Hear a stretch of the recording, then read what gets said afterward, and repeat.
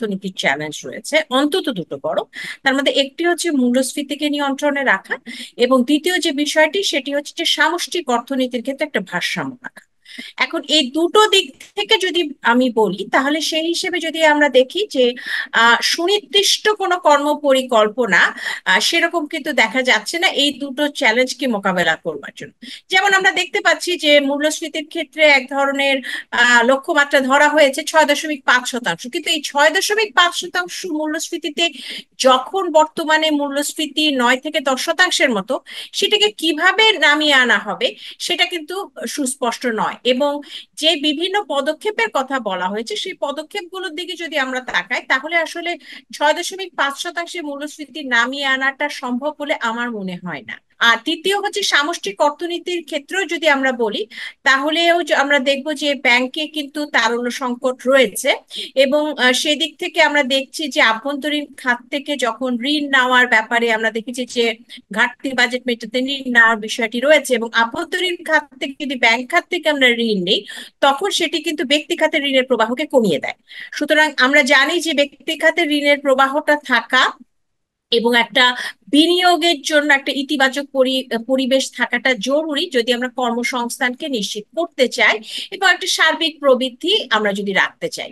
আর তৃতীয় একটা বিষয় হচ্ছে যে যদি কেন্দ্রীয় ব্যাংক থেকে সরকার ঋণ নেয়, তখন সেটি কিন্তু আবার মূল্যস্ফীতিকে আবার উস্কে দেয়। এখানে আরেকটা বিষয় আমি একটু যোগ করতে চাই, সেটি হচ্ছে যে দুটো আমি বলবো যে দুটো গ্রুপকে আমরা যদি একটু চিন্তা করি, একটি হচ্ছে একেবারে নিম্ন আয়ের প্রান্তিক পর্যায়ের মানুষ, আর আরেক গ্রুপ হচ্ছে যে যারা হচ্ছে মধ্যবিত্ত।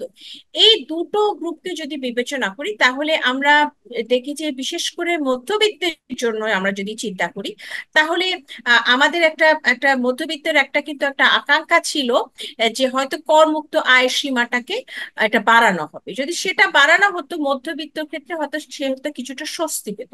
সেটা কিন্তু আমরা দেখিনি, এবং কর হার বিভিন্ন জায়গায় বৃদ্ধি করা হয়েছে। আমরা বিশেষ করে আবগারি শুল্কের ক্ষেত্রে আমরা বিভিন্ন ধরনের স্ল্যাব দেখছি।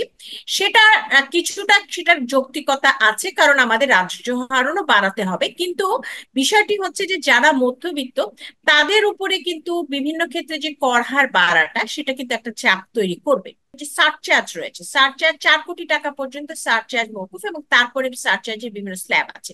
এখানে কিছুটা পরিবর্তন করা যেত। আমদানি শুল্কের ক্ষেত্রে এবং মূসকের ক্ষেত্রে আরো কিছু কাটছাট করা হয়তো দেওয়া যেত, সাধারণ মানুষকে একটু স্বস্তি দেওয়ার জন্য। অর্থাৎ মূলত আহ আহ, পরোক্ষ করের বিভিন্ন জায়গায় একটু কাটছাট করার মাধ্যমে যে সাধারণ মানুষকে যদি একটু মূল্যস্ফীতির পর্যায়ে একটু স্বস্তি দেওয়া যায়, সেটাকে আবার কিছুটা বলা যেতে পারে কিছুটা ব্যালেন্স করা যেতে পারতো প্রত্যক্ষ করের ক্ষেত্রে আরো কিছু চাপ বাড়িয়ে, বিশেষ করে যারা অতি ধনী রয়েছে।